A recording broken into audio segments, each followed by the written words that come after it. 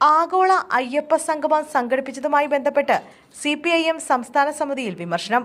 ഇടത് സർക്കാരിന്റെ കാലത്ത് പരിപാടി നടത്താൻ പാടില്ലായിരുന്നുവെന്നും വിമർശനമുയർന്നു. സംസ്ഥാന സെക്രട്ടേറിയറ്റ് നിലപാട് തിരുത്തിയാണ് സംസ്ഥാന സമിതിയുടെ വിമർശനം.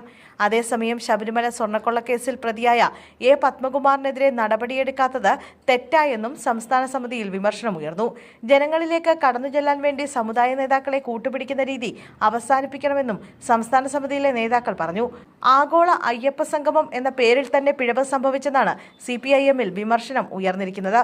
വികസനമാണ് ലക്ഷ്യമിട്ടിരുന്നെങ്കിൽ അത്തരമൊരു പേര് ഇടണമായിരുന്നു. അയ്യപ്പ സംഗമം നടത്തിയത് തെറ്റിദ്ധരിക്കപ്പെട്ടുവെന്നും വിമർശനമുയർന്നു. ഇത്തരമൊരു പരിപാടി ഇടത് സർക്കാരിന്റെ കാലത്ത് നടത്തരുതായിരുന്നു. ആഗോള അയ്യപ്പ സംഗമത്തിലെ സെക്രട്ടേറിയറ്റ് നിലപാട് തിരുത്തിയാണ് സംസ്ഥാന സമിതി ഈ വിമർശനം ഉൾപ്പെടുത്തിയത്. ആഗോള അയ്യപ്പ സംഗമത്തിനെതിരെ എതിർപ്പ് വന്നുവെന്ന ഒറ്റവരിയും ബാക്കി പരിപാടിയുടെ വിവരങ്ങളുമാണ് കരട് റിപ്പോർട്ടിൽ ഉണ്ടായിരുന്നത്. വിമർശനം ഒറ്റവരി പോരായെന്ന് സംസ്ഥാന സമിതി അംഗങ്ങൾ ചൂണ്ടിക്കാട്ടുകയായിരുന്നു. അതേസമയം നിയമസഭാ തെരഞ്ഞെടുപ്പിൽ CPM-ന്റെ കോട്ടയായ മണ്ഡലങ്ങളിലുണ്ടായ തോൽവിയുമായി ബന്ധപ്പെട്ടും സംസ്ഥാന സമിതിയിൽ വിമർശനമുയർന്നു. കണ്ണൂർ ജില്ലയിലെ സംഘടനാ പ്രശ്നങ്ങൾക്ക് പരിഹാരം കാണുന്നതിൽ പിഴവുണ്ടായെന്നും തളിപ്പറമ്പിലെയും പയ്യന്നൂരിലെയും സ്ഥാനാർത്ഥി നിർണയം പാളിയെന്നും കണ്ണൂരിൽ നിന്നുള്ള നേതാക്കൾ സമ്മതിച്ചു.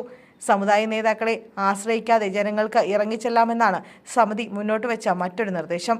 ജനങ്ങളെ അടുപ്പിക്കാൻ പാർട്ടി സ്വതന്ത്ര ഇടപെടൽ നടത്തണം. ജനങ്ങളെ സമുദായങ്ങളായി കാണാതെ തൊഴിലാളികൾ, കൃഷിക്കാർ, ഇടത്തരക്കാർ എന്ന നിലയിൽ വേണം ഇടപെടാൻ. യുവജനങ്ങളെയും സ്ത്രീകളെയും പരിഗണിക്കുന്നതിലെ വീഴ്ച പരിഹരിക്കണമെന്നും സംസ്ഥാന സമിതി നേതാക്കൾ ആവശ്യപ്പെട്ടു.